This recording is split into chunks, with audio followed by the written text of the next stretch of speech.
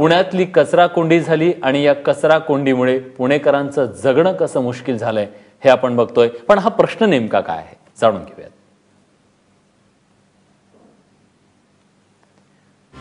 14 एप्रिलला फुरसुंगी कचरा डेपोला आग लागली।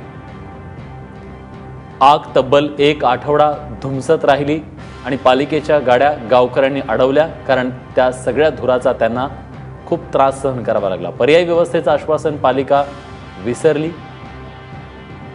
खरं तर मागे सुद्धा हा प्रश्न पेटला होता, पण 18 दिवसांपासून एकही गाडी कचरा डेपोत गेली नाही।